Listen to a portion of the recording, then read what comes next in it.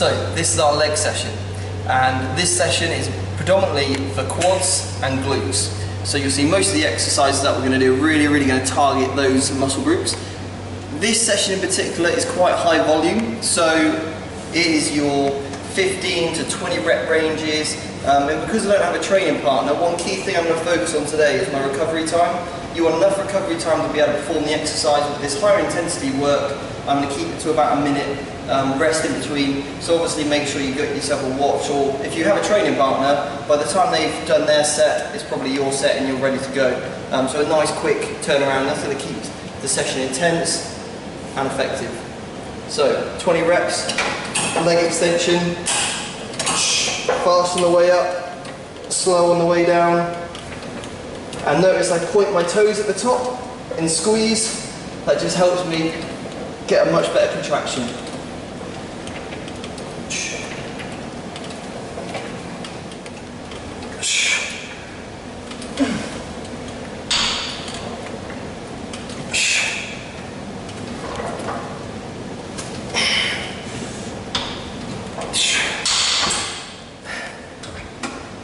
So 20 reps, I'm going to do that another 2 times, predominantly, hopefully, increasing the weight on each one. So exercise number 2, simple leg press. Now because of the gym here and the way it's loaded up, I'm just going to do single leg press. So it's a great way of actually, if you don't have the weight that you need and you are away on a holiday or something, then you can just manipulate the exercise slightly. You'll have the exact same benefit, but it doesn't mean you need to put on as much weight, so you can obviously, because you're only using the one leg. So again, 15 to 20 reps, and I'm never locking out my knee, keeping the tension on the quad the whole time, nice and deep. Leg press is fantastic to help you deadlift, squat. The reason on the deadlift, although that's predominantly a hamstring exercise, is the fact that when you do deadlift well, you can go deep enough, it's like leg pressing the floor away. So really think this is a real beneficial movement, and as you extend, make sure you really squeeze your glute at the bottom.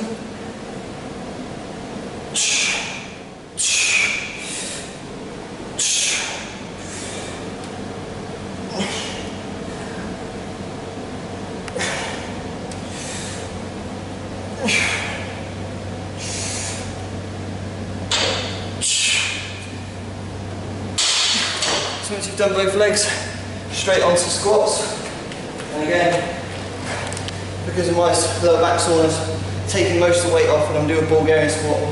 Something I've been really working on over the last sort of 6 to 12 weeks. I really think it's just feel a much greater stretch. It's certainly helping my hip flexor flexibility. So you don't need much weight on here. I suggest starting with body weight. Back foot, see my toes rest on the bench, in case there's no pressures going through there. Sit down, chest up, onto that back glute and quad, drive up.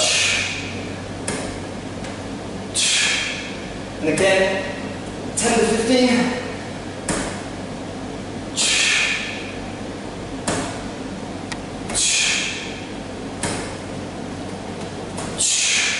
Really squeeze the glute at the top.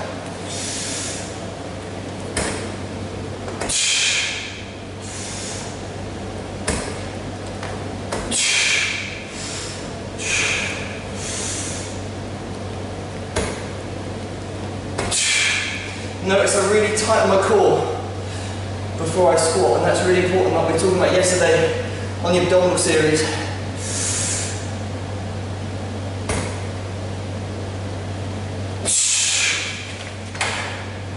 So really get that core working for you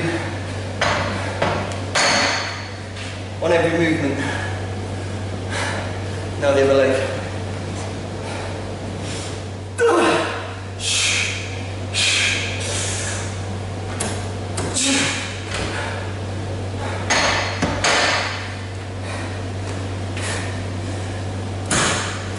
So one of the benefits of a superset like this, my heart rate is through the roof. You know, you're doing 20 reps on each leg, then a further 10-15 on here. So it's a lot of volume in a very short period of time. So my energy system now is actually using my cardiovascular system to recover. So that's why you can see that shortness of breath. So there is also like a cardiovascular benefit to weight training if you do it correctly. It's one of those common misconceptions that if you just do weight training then you'll never develop a stronger cardiovascular system. Well, your heart's like any other muscle. When you put it through stress, it's going to get bigger, it's going to get stronger, and effectively do its job more efficiently. One of the other things, real benefit about single leg training, it actually provides a lot more stress just on that working leg. So if you're like, for example, you might have like a tightness in your hip flexor, hamstring or glute on one side, or a slight niggle or an injury in your lower back, or wherever it might be in your calf, your other leg might actually become more dominant and it will take the strain. So training single leg actually can really identify those weak spots and force that single leg, that glute, quad, hamstring, whatever it's going to be, to fire and work as it should do. So you get potentially a more even growth. So having both in your program is something I would definitely advocate. Not just one or the other, but having that good mix. Okay, so that superset, I completed it 4 times. Now, when you design your program, I would always suggest kind of putting that at the start if you are going to do that many sets and repetition, because the most challenging thing about that is mentally picking yourself up after your minute rest or after your 1.5 or 2 minutes rest, whatever it's going to be, to go again and go harder, go heavier. There's no point really stagnating on the same weight, so you kind of want to slowly up those as those sets progress. But mentally, that's a huge battle. And remember, when you're in like a big calorie deficit and you're dieting, it's going to get even harder and even harder. So when you construct your plan, make sure when you're 12, 18, 24 weeks out, you've got a plan which you can stick to throughout. And then when you come to it, you know mentally it's easy to do. Now the next exercise you're going to see is tough, but it's only the 1 set, so I've just got to prepare myself mentally to do this 1 set, hit failure, then I can move on to the next one, and that makes it a lot easier. But you'll see the amount of tension my legs go through is certainly not easy, but mentally it's a bit better.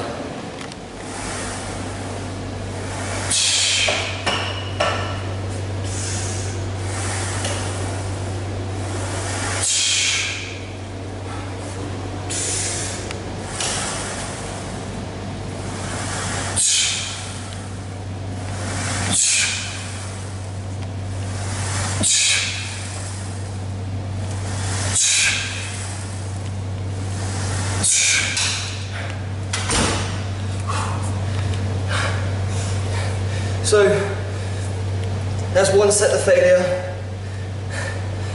Notice I didn't lock out on this exercise. This is your hack squat. Brought my feet slightly forward just to keep my spine neutral as I squat. And I'm only looking to go to parallel. Again, not to stress my lower back out too much, but keeping that tension on the quads and the glutes as many as you possibly can. I've used a reasonably moderate weight for this due to my back and things, but it certainly had the desired effect. And notice I sort of pause at the bottom and then really explode up, but without locking that knee, so you're keeping the tension on the quad the whole time. Now to the next exercise. Okay, so just to finish off then, just to hit the calves, and we're just going to do 1 heavy set.